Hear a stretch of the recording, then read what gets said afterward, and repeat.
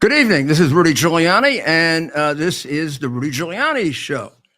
And tonight we begin with what is a very, very disturbing situation. The President of the United States, the Secretary of State, the National Security Advisor, and just about everyone else involved has determined that Mohammed Khalil, who led the riots at Columbia last year and was leading the protests and riots this year, and is a very, very big supporter of the homicidal terrorist group Hamas, and is not a citizen of the United States, and has at various times professed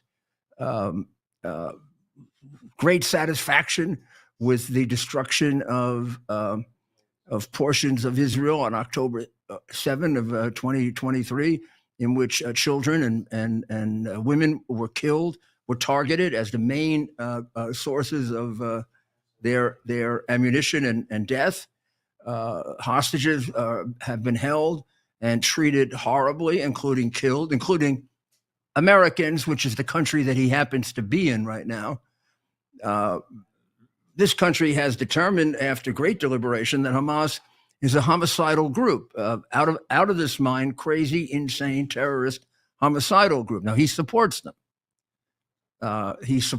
And I don't know the classified information they have, but it would not surprise me at all if he doesn't have very close relationships with them.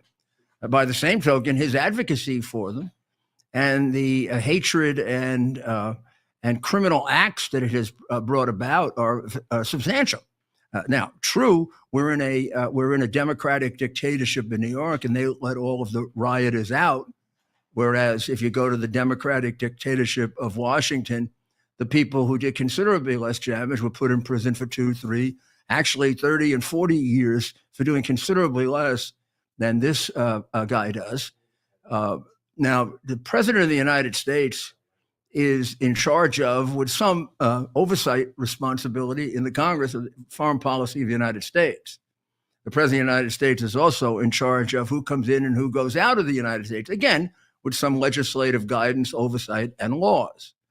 The President of the United States has determined this man is dangerous to the national security of the United States, but an extremely left-wing judge with a history and a wife also who has devoted their lives to left-wing causes that I find to be left-wing causes that largely serve the interests of Red China and communism rather than the United States. I'm not saying they know that.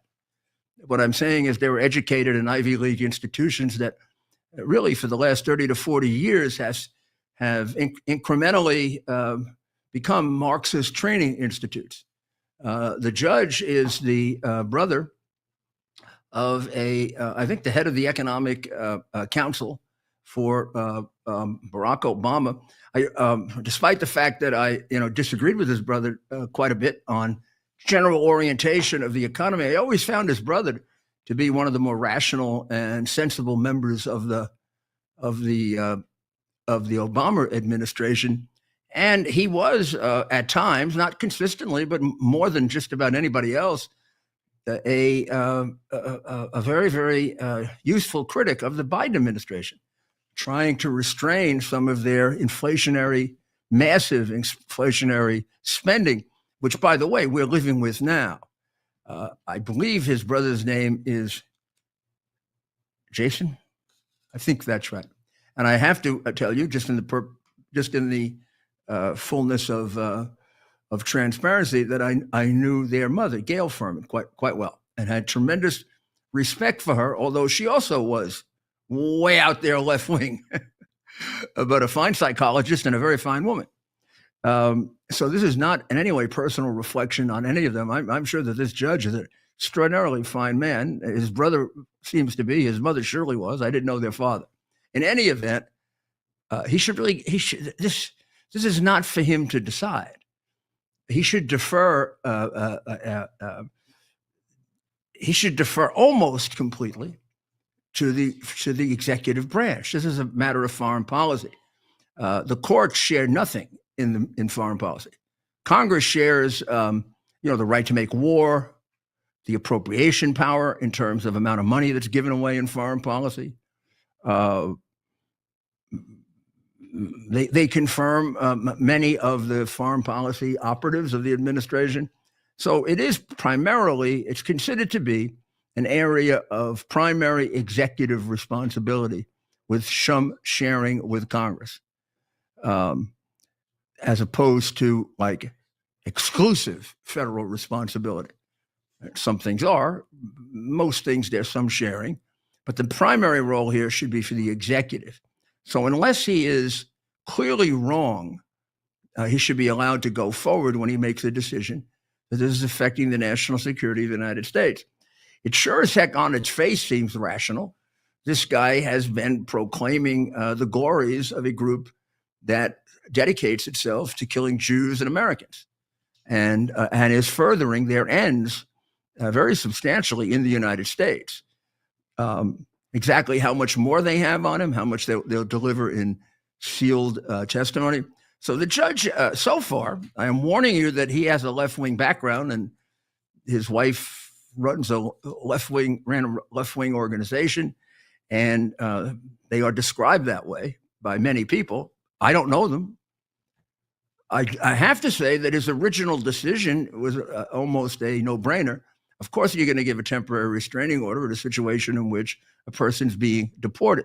All he's doing is saying, well, let's take 2 days, and we're having a hearing on Wednesday.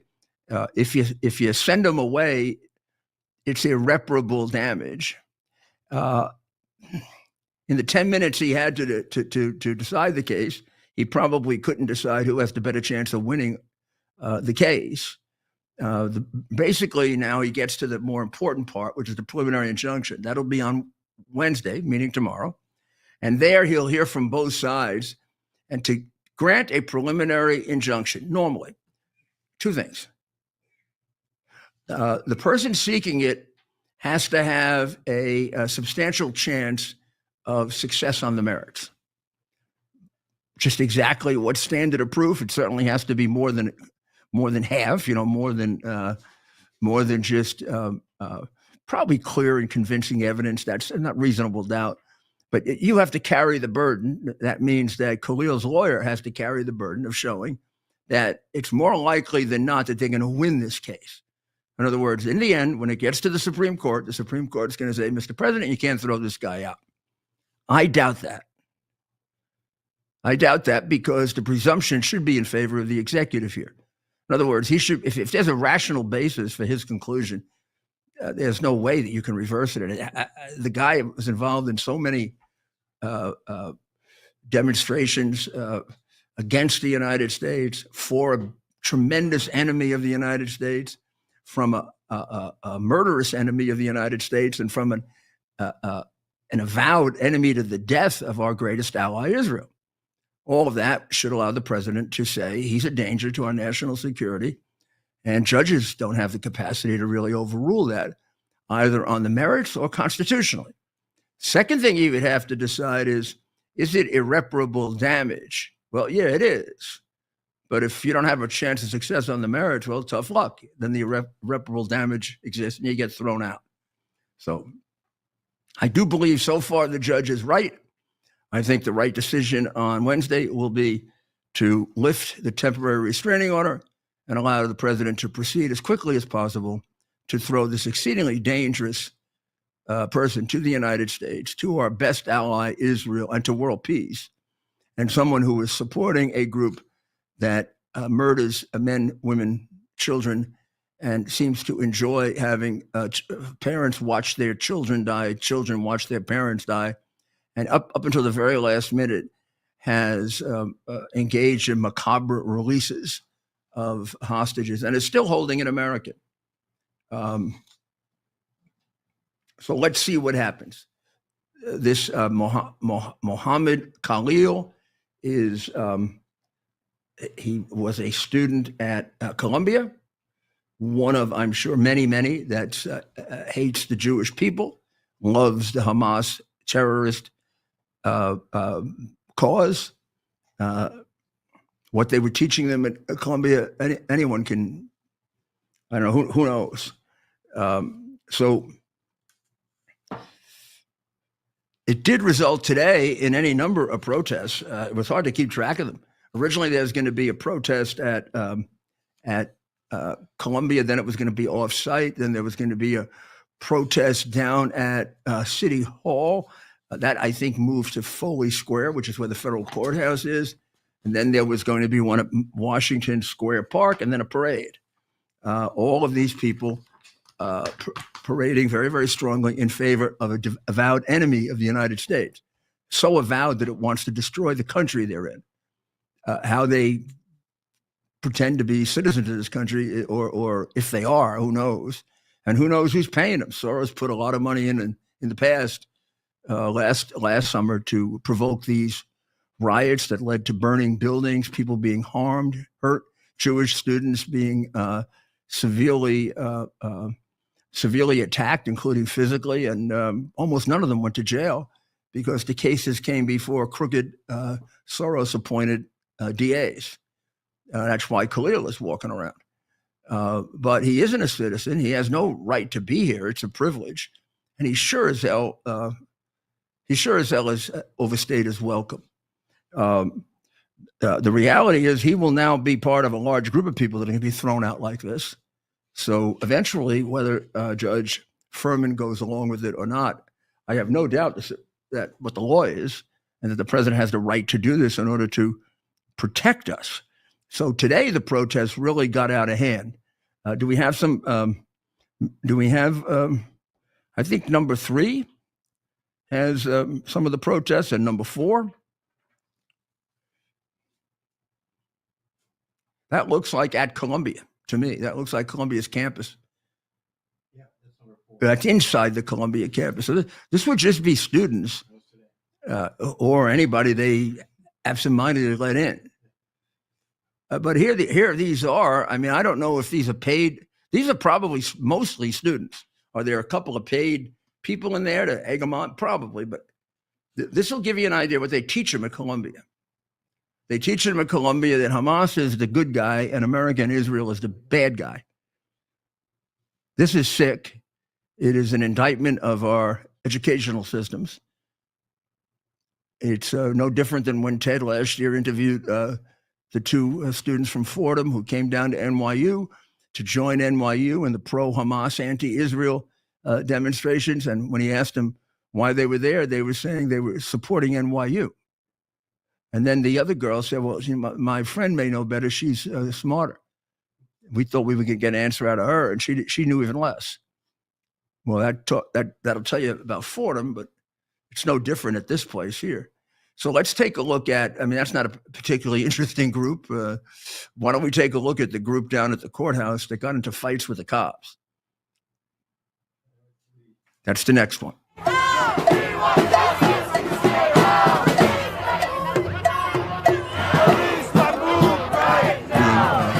That's a flag of a country that spends a great deal of time at prayer, praying for our destruction.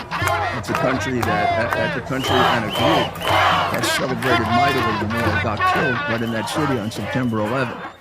That's a group who has organized the killing of Americans, Hamas. Their predecessor, Arafat, well, they really are from the Muslim Brotherhood side, but Arafat, I can tell you, killed 27 Americans, and Clinton used to kiss his backside. This was a long time coming, this massive support against the enemies of the United States. This would be like marching the streets in favor of Nazi Germany. And they share in common with Nazi Germany the elimination of the Jewish people, as did their ancestors, the chief mufti or religious leader in that area up during the period up to the Second World War and during the Second World War was one of Hitler's best friends, hoping that Hitler would accomplish his final solution, which would be elimination of the Jewish people. This is the group they are. This is the group they are marching in favor of. People who are members of Hamas, indeed Palestinians who are not members of Hamas, are not allowed in Jordan. They are not allowed in Egypt. Would you imagine they know that? I don't think so. I think the vast majority of them are products of the completely destroyed higher education system that we have in most of America.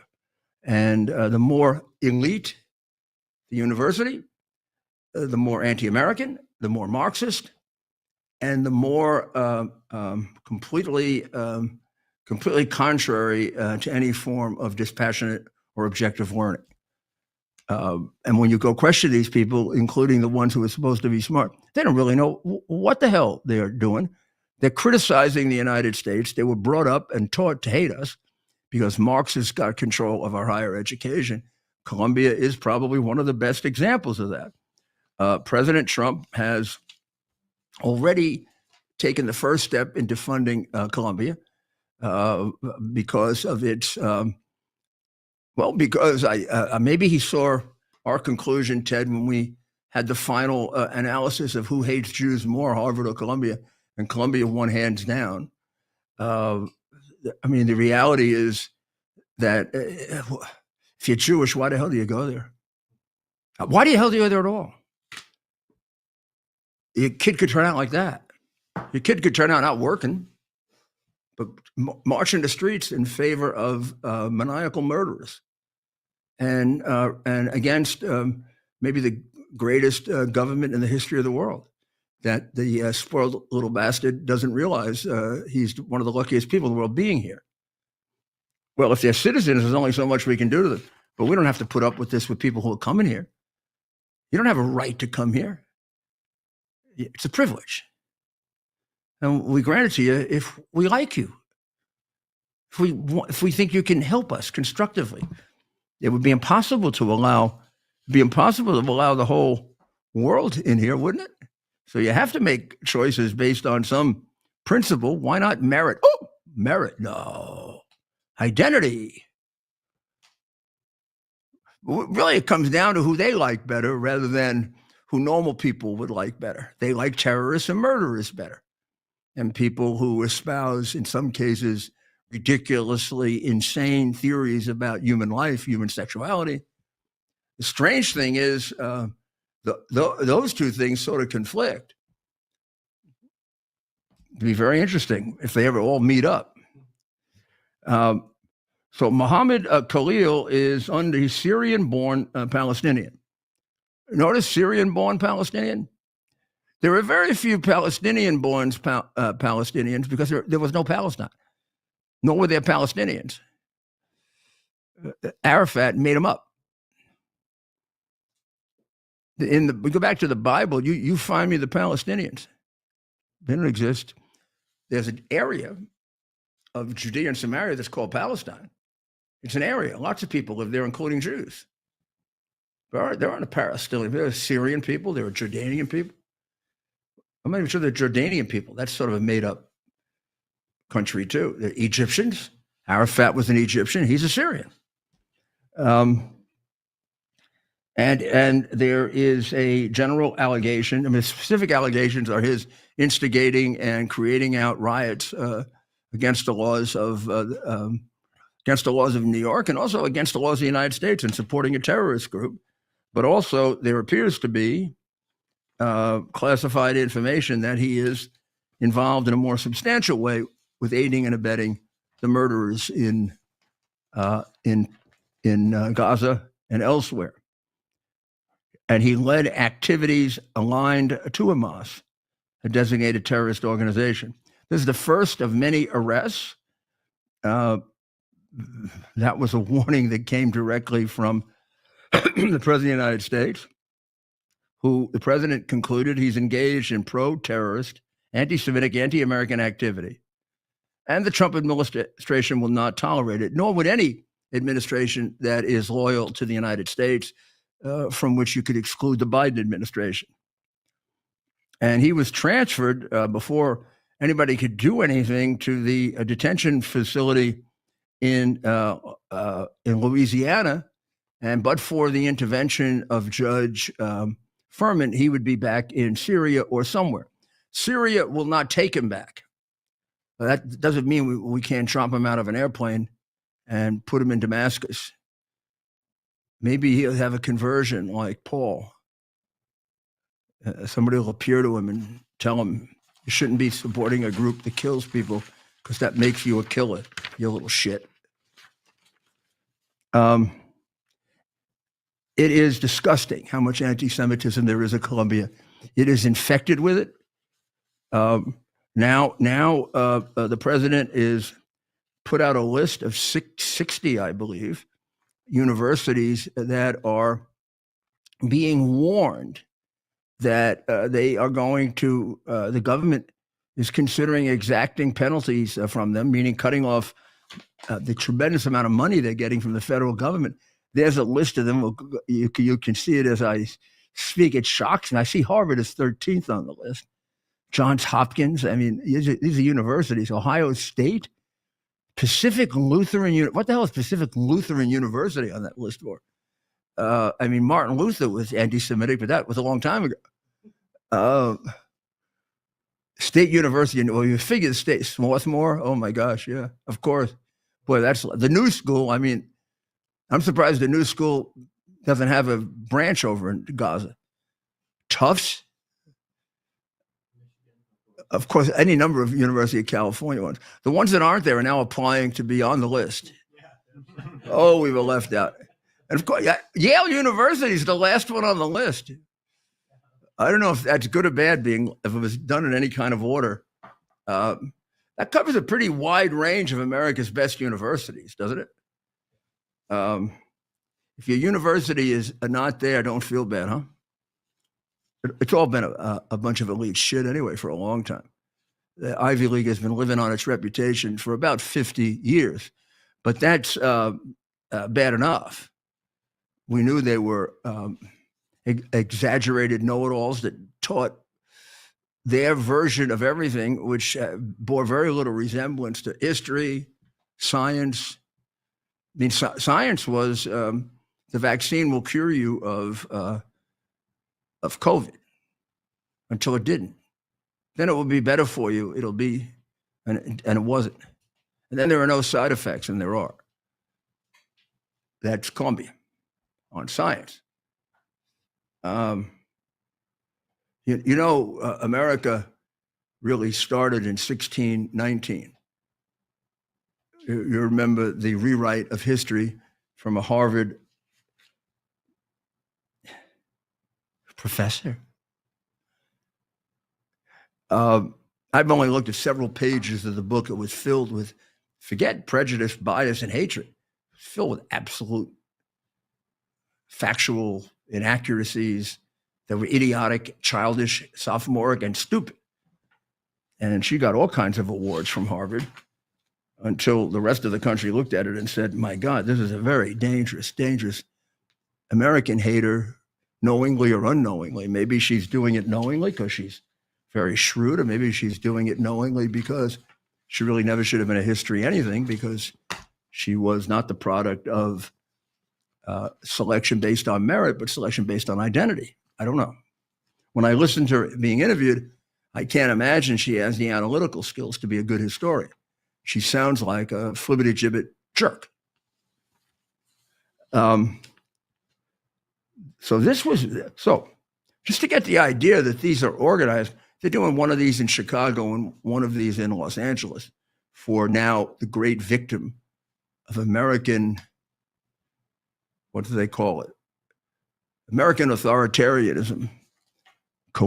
Muhammad Khalil. The American authoritarianism is to protect ourselves against terrorist murderers. I'll take that kind of authoritarianism anytime over the Biden denial of free speech or what he did to me. This is tragic. What's going on when you see young people? That are demonstrating in favor of a terrorist group. I mean, I've seen demonstrations all my life, going back to the civil rights demonstrations. And of course, there'd be demonstrations that I agreed with, demonstrations I disagreed with, demonstrations I was neutral about. But I don't remember too often, or if ever, demonstrations involved in favor of a large group of murderers. And the failure of educational system is the inability for these students to independently reach that result. There sure is plenty of source material around that would prove that to you, even videos. How they avoid it and go around marching for this group is, of course, crazy. And I would imagine that as we become more common sense in our approach, none of these idiots are going to get a job anywhere. I mean, I wouldn't hire them I wouldn't hire them for domestic work. I'd be afraid of them. Maybe they should. I mean, actually, why don't they go over and help Hamas? If they feel so strongly about this, oh my, their predecessor communists all went to Spain to fight against Franco. What are you guys, cowards? Why don't you go over and face the IDF? Yeah.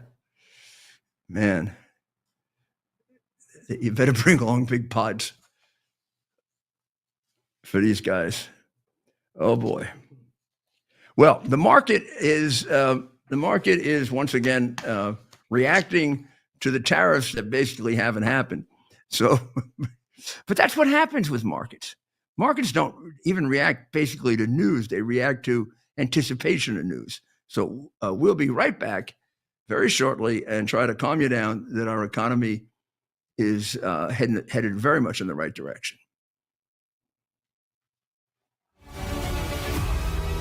Where was my water? Put it right on the ground. Oh, here we are, pretty much at the beginning of the process here at this pristine, I call it a laboratory. It's not like a factory, it's like a hospital. This is the beginning of the process for roasting. Deep grain, very good quality. Most people don't use this quality. We deal with small farmers because they like to know who we're dealing with. They give us the highest quality, all organic, non-GMO. You should know all Arabica beans. No Robusto, all Arabica. They're going to go into the roaster and it'll get roasted for about 20 minutes or so.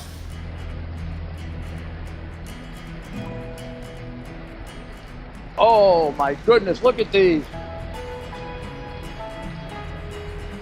My goodness.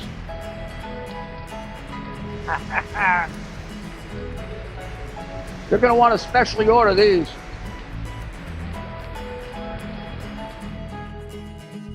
This is what goes into Rudy's coffee. You're still looking good. I'm still feeling good. You know, I've got all your MyPillow products. Mattress topper, bed sheets, MyPillows, towels, slippers, blankets. I'm interrupting this commercial to do something I've never done before. Get 2 MyPillows absolutely free on orders of $100 or more.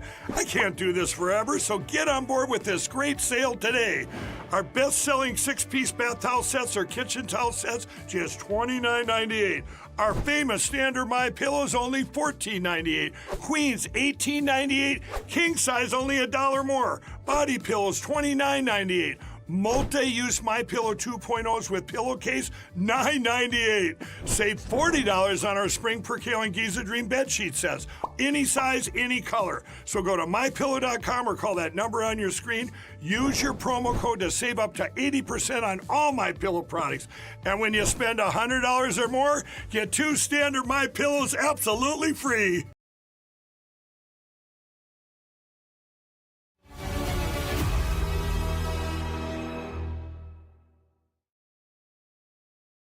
Back to the Rudy Giuliani Show, and we have with us Kara Castronova, who is in Washington. I believe she's at the White House, but we'll find out in a moment when we get her on and ask her about the busy day at the White House, and also play for you the question that she asked our Commander-in-Chief. Hello, Kara. Hey, Rudy. How are you? So exciting day today, huh? Yes, it was an exciting day. There was a briefing, a lot of stuff going on here at the White House. Just a busy day, and it was a beautiful day in D.C. Believe it or not, it's been so cold, but today was beautiful. So everybody was in a very good mood. Did you get me one of those cars? Did you tell I Musk wish I could have gotten make you a deal? one. I know Rudy Giuliani needs a Tesla, definitely. I don't think so. Mhm. But the one I like, which ones do you like best? I like the trucks. I think they're cool looking. Those really abstract looking trucks. I heard they're Or fast, but the ones that look like military vehicles? yeah, I like those. A lot of The people I silver? know in Long Island have them. Yeah, Oh, they're nice. I would love that to intimidate people. You show Yeah. up at their door with that, they think you're gonna knock the house down. I know. And believe it or not, a lot of people don't know this, but that's actually a pickup truck. I didn't know that until I saw somebody it's actually a pickup truck. If you could like kind of roll back the back, and it's actually something that construction workers use often actually in New York. So a lot of people didn't know that. I know I shouldn't be asking you this. I'm wasting your time, but how much do they cost? Those big things, They're not cheap. triangular, I don't know how much they cost, but couple I of know that hundred. they're not cheap. And I would say so. And I know that they drive themselves and they have all these crazy features in them. So, the technology alone is pretty amazing. I don't know how I don't know how you'd feel about a car that drives Well, you my friend without a Rob has driver. Rob has a Tesla, and I did react when the president got in the car and was shocked. I guess he hadn't been in one at the Right. unbelievable display they have. Their display is like it's unlike any other car. I mean, it's like you've gone into a movie theater, and No, he it's went into one of amazing. the It really small is. ones. So you asked a question today, right? I did. It was exciting. It was the first question I was able to ask Carolyn, and she's great. So my question really was about, I don't know if this is something that's on your radar, but Joe Biden obviously wasn't. A lot of people make the assumption that he probably wasn't signing his executive orders himself or any official actions, and those pardons, like the ones to Liz Cheney, Dr. Fauci, the Biden crime family, for lack of a better word. Not to sound biased, but it's the truth. He pardoned all of these people, and now it's coming out that a lot of them were done via DocuSign. And, I'm not sure if you're familiar with DocuSign, but Of course it's I very am. easy Yeah. for somebody to sign for you. Correct. So that all it takes is, somebody just clicking and signing a signature. And I find it very difficult to believe now that it's pretty undisputed that Biden was very mentally declining, especially in the last year of the presidency, that he was sitting there, scrolling through those documents, reading them, and Wow. actually clicking where he's supposed to Yeah. click, dating where he's supposed to date. So really a lot of the questions people are asking now is who was actually signing the DocuSigns, who was clicking those buttons, and really whoever was signing the DocuSign was probably controlling the presidency or the group of people that were. But Well, I find it hard to believe. I don't know about you. somebody should immediately seize all of the pardons, the originals, because Right. by analysis, you can tell it's a DocuSign. That would not be. I Right. mean, I remember when nobody in Georgia and elsewhere would ever give us a single piece of paper to analyze out of millions and millions of ballots, because they had no doubt that we would have been able to pick up through Pulitzer's technology the ones that were signed quickly, the ones that were signed by machine, and also the ones that were not on official paper. Right. And probably that would have turned the election around, but that's a different story. I know you're very smart with the law, obviously, legally. I don't know. It's unprecedented, I think, because DocuSign is so Yeah, it new. would be. And I know that it's Go interesting. ahead. I think it's an interesting legal question that if somebody clicked the button for him, if a staffer, for example, was actually the one to click it, that's like President Trump's not going to hand somebody a pen and say, please sign this document. That wouldn't really be, I don't think, a valid executive order or a pardon if it was the signature Boy, of that's a somebody hell of a else. question. That's Right, and a it's question unprecedented. It's interesting. I seriously doubt that question's ever been decided responsibly. And how about a law? Right. And the president has to sign a law. If he doesn't sign it, it's a pocket veto. So if that doesn't constitute a signature, if he signed any laws with DocuSign, the law is not in effect. Right. Since he Or if signed he those. didn't, if like I Well, did a little research and go ahead, Yep. Mr. Mayor. Well, do we know if he signed some laws with DocuSign? A lot. He signed, I think a lot of his actions, official actions, were DocuSign. And I think that Alina Habba alluded to last night on Fox, she was with Jesse Waters, that they want to look into this and find out if actually somebody else was signing it. Now, DocuSign is new, I guess, to a certain extent, so people do use it. But people are very skeptical if Biden is actually the one who's actually clicking the button for the DocuSign. So that is technically forgery, I would think. And she alluded to the fact that are these pardons and some of these actions therefore legal if indeed somebody else was clicking on the DocuSign and it wasn't Biden himself. I will do a little research tonight, so I'll give you my answer tomorrow, which is probably going to be it's a matter of first impression. It means it hasn't been either raised or answered before. And my goodness, this court at least is going to make earn its money's worth. Doge will not be able to say that they're not working. We're sending them questions that they never had to deal with before. Now, what about what's going on with this in Congress with the government being authorized to operate? It looks like the Democrats want to close it down. Right. And I know that there's a lot of controversy right now pertaining to Representative Massey that Trump is calling for possibly a primary challenger, if you're speaking about the spending bill, because he, as always, and I think it's always been Massey's platform to really just object to overspending in government. He's sort of like the Rand Paul of the House of Representatives. So there's a lot of controversy there because Massey has been a very big MAGA supporter for the most part and very supportive of Doge because he, again, really doesn't believe that the government should be overspending. So I think he's always the type to go against these spending bills. And therefore, I guess that we have such a slim majority with the House that if he votes no on it, that might kind of kill the whole thing. So people are upset with him this time around, but generally he has more people with him voting, where it's just not one or two votes that are going to make a difference, but this time around it is. So there's a lot of controversy about that. And another reporter today actually asked Carolyn, the press secretary, really why President Trump was speaking out against Massey, and she explained that. If anybody wants to go check out that explanation she gave today in the briefing room. Yeah, no, I did listen to it, and of course it was kind of of course if I was the mayor and if somebody voted against, I only had 6 members of my party in the city council and 45 members of the other party.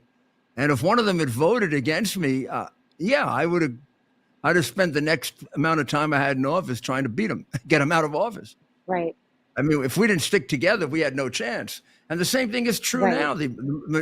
These people have to understand the majority is really, really close. You can't always get everything you want. Sometimes in order to get what you want, you got to decide which is more important. And they seem to have no wisdom, like a bunch of children. I want it just my way, just my way, just my way. That's not a democracy. Democracy means does mean we have to negotiate. Right. And now we have such a razor thin majority in the House that I think everybody just has to cooperate or we probably won't get anything done. So, that's my outlook on it. But I do understand to a certain extent that Massey always does this. He always is against the spending, just like Rand Paul. And he's pretty much staying true to his character, which is to be respected, I think. But at the same time, right now, we just, like have such a small majority. I love Rand Paul, and I get along. I really admire him because he's done so many things that are so good. But I think there's a rigidity here that isn't good. I also get a little upset with and I love Tucker Carlson, but the rigidity of their isolationism is really frightening. At a time in which China wants to destroy us. I mean, we have to participate in the world. We don't have to be suckers. I think President Trump has to balance just right. But I don't want to see us go any further than that. Otherwise, China's going to take advantage of us. But you're doing a great job. Thank you very much. So are you.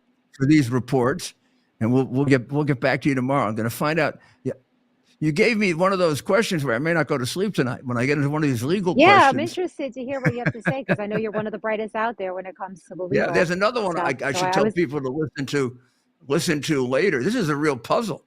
So if there's a case in which a doctor in New York prescribed abortion pills for a patient in Texas. It's illegal to do that in Texas. But New York has a bill that protects you against the law of another state that would prohibit an abortion. Texas says, he still violated our law. We want him extradited to Texas so we can prosecute him. Right. And New York says, well, you can't. He didn't commit the crime. He didn't commit the crime in your state. He committed the act in our state. And Texas says, but it has an effect in our state. Suppose he had ordered a murder in our state. That's the way we look at it. Exactly. Well, this is going to go. And what about, was the abortion pill shipped? Was it shipped over like state No, lines, no. or was it? I would imagine he had to have gotten it out of state because Texas, since they're illegal, probably their pharmacies wouldn't fulfill such a prescription. So he had to have gotten it out of state. I know that Maybe things in are more Oklahoma. criminal, right. I think things are more like interstate commerce, like, or when things cross state lines, sometimes it's more criminal. I'm just saying, Yeah. I'm not a legal mind like you, but I know that when they cross things over state lines that are illegal, it's very Yeah. Oh, serious. yeah. So It I don't becomes know, federal. but that's a good question. Right. So that's going to be the question in New Jersey, where the police officer was shot by a 14-year-old boy. In New Jersey, a 14-year-old is considered a juvenile. They get tried in private, and they can't get more than 20 years in jail. And he killed a 27-year-old police officer. So now they're trying to figure out how to get it into the federal court. And of course, President Trump wants to have the death penalty for people killing police officers, but we don't have it right now.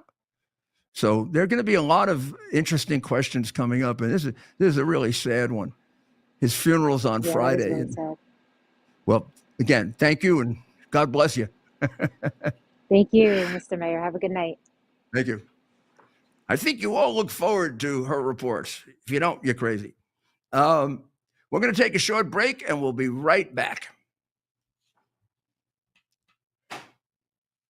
Do we have a market summary? I could look for one and I put it on hear there. every day about the I'll let you products know. you all wish MyPillow carried. Well, guess what? We probably do. Slippers, bathrobes, pet beds, blankets, mattresses, sleepwear, loungewear, duvets, comforters, pot holders, aprons, oven mitts, and so much more. And they're all on sale. For example, get our best-selling standard MyPillows for only $14.98. Body pillows, $29.98. 6-piece bath towels or kitchen towel sets, just $29.98. Multi-use MyPillow 2.0s with pillowcase, $9.98. Save $40 on our Spring Percale and Giza Dream bed sheet sets. Any size, any color, and so much more. So go to MyPillow.com or call the number on your screen. Use your promo code to save up to 80% on all MyPillow products. And I've never done this before. When you spend $100 or more, you're going to get 2 standard MyPillows absolutely free. Tired of volatile stocks and tiny dividend yields? Here's something different. Imagine collecting steady monthly income from America's richest oil fields without owning a single oil stock. While everyone else stresses about the market, you could be earning passive royalty income month after month. This unique investment has nothing to do with drilling, exploration, or operations. You simply collect your share of the profits when oil companies pump oil. The Oxford Club's Mark Lichtenfeld has found what he calls the perfect income investment, a unique oil royalty opportunity that's still flying under Wall Street's radar. And you can get started with just $25. Head to RudyOilBoom.com now to discover more. That's RudyOilBoom.com. Stop worrying about the market and start collecting oil royalty checks instead.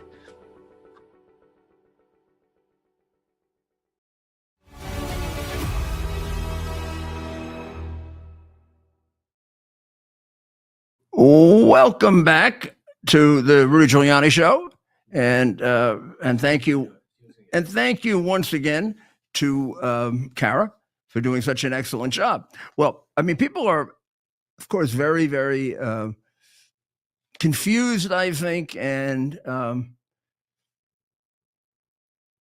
confused about the economic approach of the administration.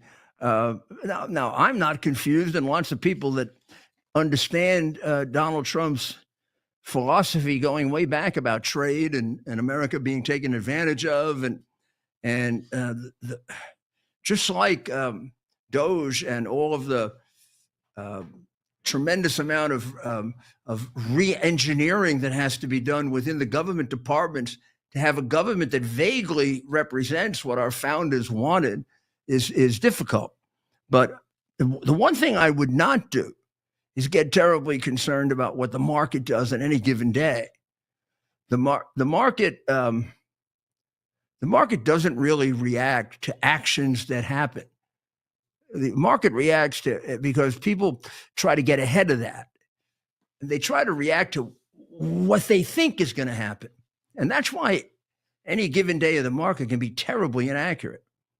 For example, I'll just give you a brief example. Suppose way back a month or two ago, you saw all the news accounts about how he was going to impose a 20% tax. Let's just pick Mexico, and you owned stock that was sensitive to the Mexican economy. A Mexican company, an American company, did a lot of business there, and therefore you would say to yourself, "Oh my God, 20% tariff on Mexico." They already, although we have an imbalance of payments with them, it kind of works out the other way when you start a tariff war, because they're selling to us, let's say, 3 times more than we're selling to them. So we're both going to impose a 20% tariff. But our 20% tariff that we impose is going to affect a lot more of their economy than their 20%. Because we send them, and then if you do it proportionate to the size of us and the size of them, yeah, sure, it can cause some high prices in the U.S. here and there. Maybe. What it surely will do is ruin their economy. So now you see it and you say, well, that's going to happen. I better sell my stock. And now yesterday, President Sheinbaum had a festival. It was supposed to be a festival to protest Trump's tariffs. Instead, it was a festival celebrating the good relationship between the United States and Mexico, with people saying, oh, this is a wonderful way to work things out. Now, I'm not going to tell you everyone is going to happen that way, but you don't know. These are all being done for different purposes, all of which are enormously important.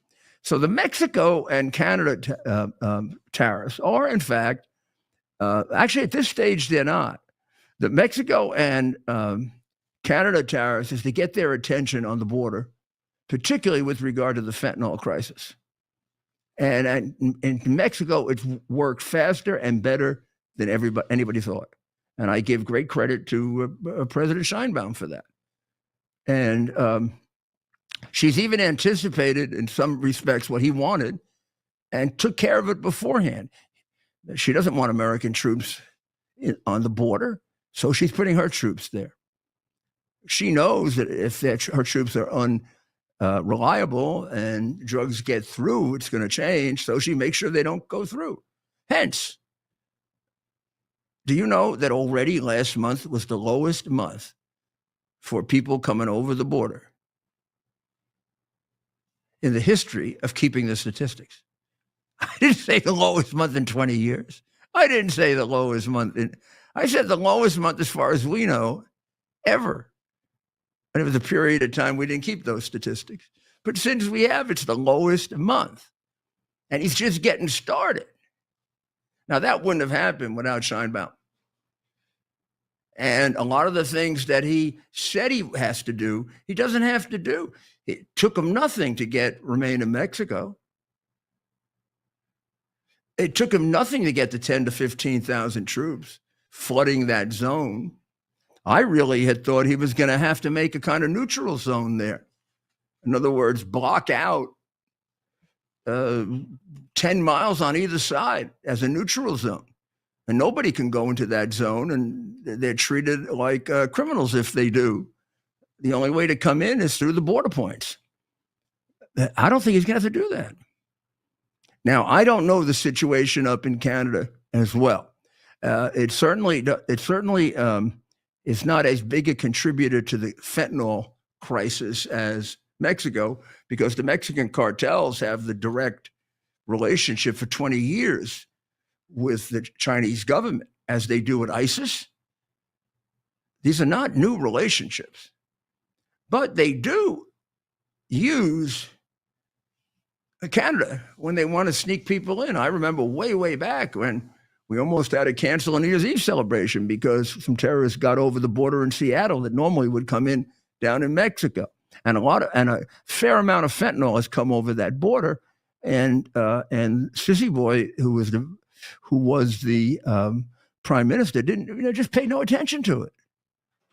Well, he's got his attention, and the guy has set up a strike force to handle it. He's brought in troops to handle it. I can't say it's been as successful as Mexico yet, but in neither case have the tariffs been imposed yet. I think Canada's got another 1 month extension, and Mexico may have a 2-month extension. And they're going to be discussing other tariffs within the MCA agreement. Don't confuse those. Those are purely economic. Those are his belief, and you tell me what's wrong with it. I've not heard a good argument. The Wall Street Journal, who's the most opposed to tariffs, it has yet to print an article or a discussion that tells me what could possibly be wrong. If we make pencils in the United States and they make pencils in Mexico, and and they're essentially the same pencils, and if I send my pencils into Mexico, they put a 20% tariff on it. But if they send their pencils into America, we don't put any tariff on it. Well, if I don't do that, aren't I selling out my workers? That's how we lose industries. This is what the geniuses who ran our country were doing it to us. Now, I know this because he used to bang my head in about this every time I was at a ball game. You don't know how long Donald Trump has been on this, and you don't know how long ago he convinced me that he was right. But I was not involved in this. I used to tell him I would never do anything so stupid for the city. If somebody charged me X to get into their city, I would charge them the same to get into my city. And what the heck's wrong with that? Just protecting your citizens. And what kind of doofuses would allow this to happen? Well, the doofuses were the American presidents. So his tariff policy is so complex and sophisticated that it only can come from a guy who has a mind like a genius on something like this. But believe me, I understand it now. So when he says it, I can think ahead to where he's going. And in most cases, it has more than one reason. It's not just collection of money. It's national security, keep out the fentanyl, keep out the arms, keep out the terrorists. It's reestablishment of American business. It's American independence, because like all of us, he was shocked that we got 95% of our medicine from China. And then I'll tell you even more, this war over the super chips, which I call them. I mean, they're the chips that he used for the massive quantum computers, the ones that he used for the upper level AI market there, controlled by Taiwan, and the market on the regular chips by China. So he wants to diversify that. He wants our own capacity to be able to do it so that in a pinch we can do it for ourselves. And he wants reliable contracts with countries that we can trust to do it with us and for us. And in the case of Taiwan, they executed a brilliant agreement, and I saw no one analyze this properly. I mean, I saw them analyze it from the point of view of this is really great, a lot of jobs. They didn't get to the second or third level of that agreement. Second and third level of that agreement is, God forbid if China should attack Taiwan and seem like it was going to succeed, you got to believe those chip factories are going. But you want a backup in the United States. Just like if, God forbid, you got to give up a fort, you destroy all the arms unless you're Biden and you want to give them to the terrorists who are now killing us with them. But that's, the rare occasion when you get a combination of a traitor and a demented human being in the White House. Normally that doesn't happen. So, if you just analyze that deal, because that's what not just the biased media, but the airhead media is able to get out of it. They didn't understand 3/4 of that deal. So there's the market. Have people seen it? That's a 1% drop in the Dow, and not much on NASDAQ at all, which is the tech market, right? I'm surprised, actually, because the tech market got hit really bad yesterday. And the S&P is down 7.6. Yeah, NASDAQ is 0.18. I said it. I was surprised that was so low. That was such a small hit. And what was that earlier in the day? That one was about 1.5, right? I think it came down toward the end. Yeah, but at the end, that usually happens, unless it's a really, really bad day. At the end, people are trying to get bargains. So, be interesting to see what happens tomorrow as he explains it more. And this, don't worry about it. We're moving in absolutely the right direction, and he's absolutely right. We're still the strongest country on earth, and we're going to be so strong, we're not going to know what to do with it. But really, God bless the people of Israel and Ukraine, and these agreements are being made now by all the important people, and the poor people who are going to die are just sitting there. What's going on in Ukraine is tragic that people are dying right now. They shouldn't have been dying for the last 2 months. This war is over. Just tell the idiots that. So God bless you. God bless America, and go to X, and we'll continue as if nothing happened.